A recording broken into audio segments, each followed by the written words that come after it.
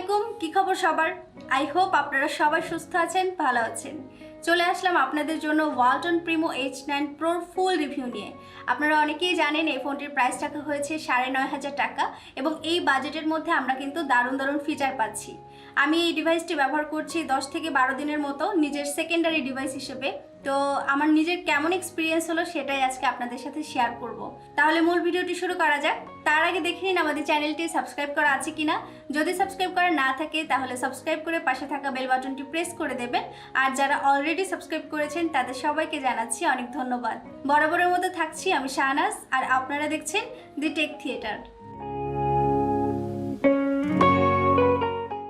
তাহলে শুরুতেই শর্ট করে জানিয়ে দেব এই ফোনটির হাইলাইটেড ফিচারগুলো। প্রিমো H9 প্রোতে আমরা পাচ্ছি 4GB র্যাম, 64GB রম, 4000 mAh এর একটি battery, 4G network, Helio A20 SoC, 6.1 ইঞ্চির IPS LCD প্যানেলের ডিসপ্লে, ফিঙ্গারপ্রিন্ট স্ক্যানার, রেয়ার সাইডে পাচ্ছি 13 মেগাপিক্সেলের ক্যামেরাতে সনির সেন্সর এবং ফ্রন্টে আমরা পাচ্ছি 8 মেগাপিক্সেলের সেলফি ক্যামেরা। আমি এর আগের ভিডিওতে ফোনটির আনবক্স করেছিলাম, তাই এবার আর আনবক্স করছি না, চলে যাচ্ছি বিস্তারিত আলোচনায়।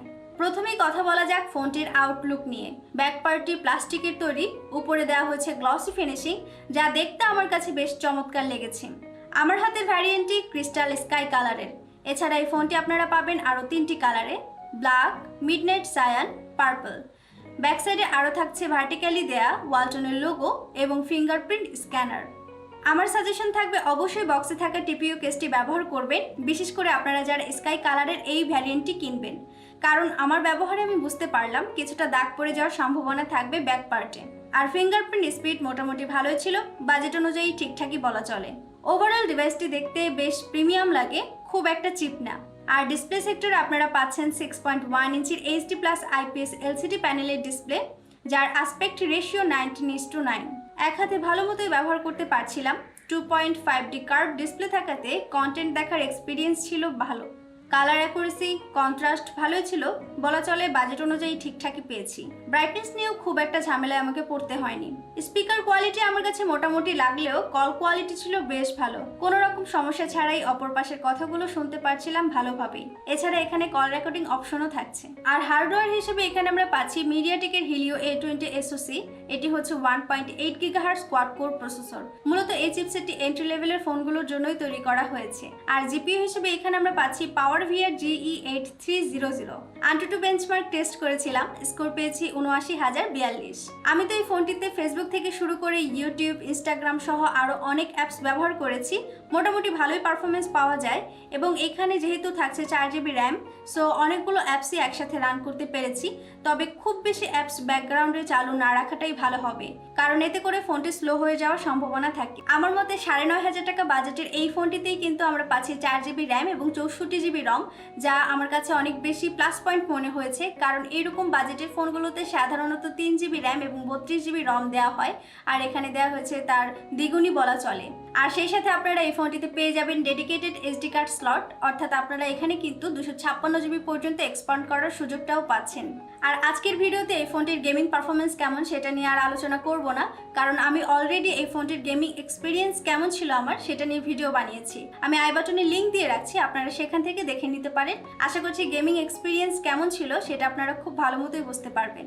আরও থাকছে এই ফোনটিতে 4000 mAh এর একটি ব্যাটারি। চার্জিং ব্যাকআপ নিয়ে বলতে গেলে আমি এই ফোনটিতে ব্যাটারি ব্যাকআপ পেয়েছি নর্মাল ইউজে 1.5 দিনের মতো, এবং হেভি ইউজ করলে 1 দিনের মতো ব্যাটারি ব্যাকআপ পাবেন। তবে চার্জ দিতে প্রায় 3 ঘন্টার মতো সময় লেগে যায়। তবে আমার মতে বাজেট হিসেবে ঠিকঠাকই ছিল। এইরকম বাজেটের ফোনগুলোতে এইরকমই সময় লাগে আসলে। আর এছাড়া 7 থেকে 8 ঘন্টার মতো স্ক্রিন অন টাইম পাবেন মিডিয়াম ইউজে। ইউজার ইন্টারফেসটা ছিল স্টক অ্যালাইক, অ্যান্ড্রয়েড 10-এর উপর বেস্ট করে বানানো। একদম বেশি ব্যবহারের টুকটাক শাটার ল্যাগ দেখা দেয়, তবে ট্রানজিশন অ্যানিমেশনগুলো স্মুথই ছিল। অ্যান্ড্রয়েড 10 হওয়াতে অনেক ফিচারই এখানে থাকছে। সেই সাথে এই ফোনটি কিন্তু 4G ডিভাইস এবং OTGও সাপোর্ট করে। ক্যামেরা সেক্টরে এখানে আমরা পাচ্ছি রেয়ার সাইডে ট্রিপল ক্যামেরা সেটআপ। প্রাইমারি ক্যামেরাটি 13 মেগাপিক্সেলের। প্রাইমারি ক্যামেরাতে দেওয়া হচ্ছে সনির সেন্সর, তবে কোন সেন্সর সেটি কিন্তু জানা যায়নি। এছাড়া এখানে থাকছে 5 মেগাপিক্সেলের আলট্রা ওয়াইড অ্যাঙ্গেল লেন্স এবং 0.3 মেগাপিক্সেলের ডেপথ সেন্সর। আর ফ্রন্টে আমরা পাচ্ছি 8 মেগাপিক্সেলের সেলফি ক্যামেরা। ছবির কোয়ালিটি নিয়ে বলতে গেলে ভালো আলোতে ভালো ছবি পাচ্ছিলাম, কিন্তু লো লাইটের ডিটেলস কিছুটা কম পেয়েছি। এই বাজেটের অন্যান্য ফোনগুলোর মতোই বলা চলে।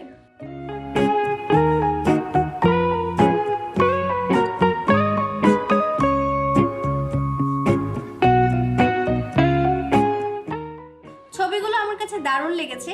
সবচেয়ে বেশি ভালো লেগেছে এই ফোনটির ক্যামেরার ডে লাইটের ছবি ডিটেলস ভালো মতোই ধরে রাখতে পারে। কালার কন্ট্রাস্টও ছিল ঠিকঠাক, বাজেট অনুযায়ী বলা যায়। সেলফি ক্যামেরার ছবিগুলো পাচ্ছিলাম মোটামুটি, পোর্ট্রেটও ছিল ভালো।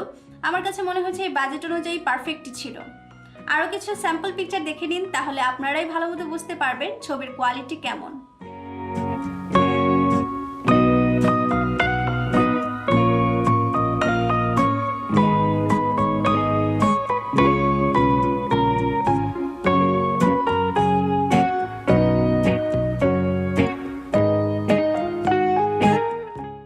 এছাড়া ফ্রন্ট এবং ব্যাক সাইডে ভিডিও শ্যুট করতে পারবেন 1080p 30 fps এ।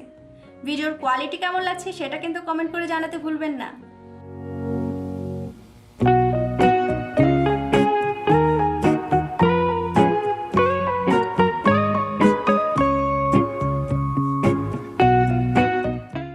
তো দেখতে দেখতে চলে আসলাম একদম ভিডিওটির শেষ পর্যায়ে।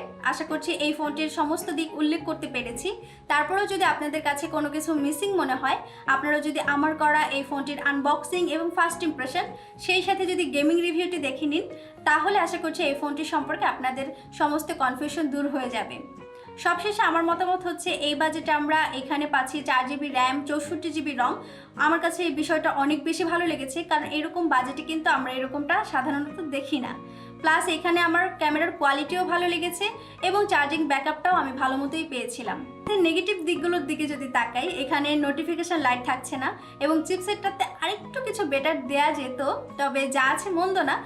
দৈনন্দিন কাজগুলো কিন্তু ভালো মতোই সেরে নিতে পারবেন। এবং ওভারঅল 9,500 টাকা বাজেটের মধ্যে আমার কাছে মনে হয়েছে কেনার মতো একটি ডিভাইস প্রিমো H9 Pro। আর আপনাদের কি মতামত সেটা কিন্তু অবশ্যই কমেন্ট করে জানাবেন। আর আপনারা যারা 8,500 টাকা বাজেটের মধ্যে প্রিমো HM5 এর রিভিউ দেখতে চান, তারা আই বাটনে ক্লিক করে দেখে নিতে পারবেন। তো এই ভিডিওটি ভালো লেগে থাকলে একটি লাইক, কমেন্ট এবং শেয়ার করতে ভুলবেন না। আর সবাই খুব ভালো থাকবেন। দেখা হবে পরের ভিডিওতে। আল্লাহ হাফেজ।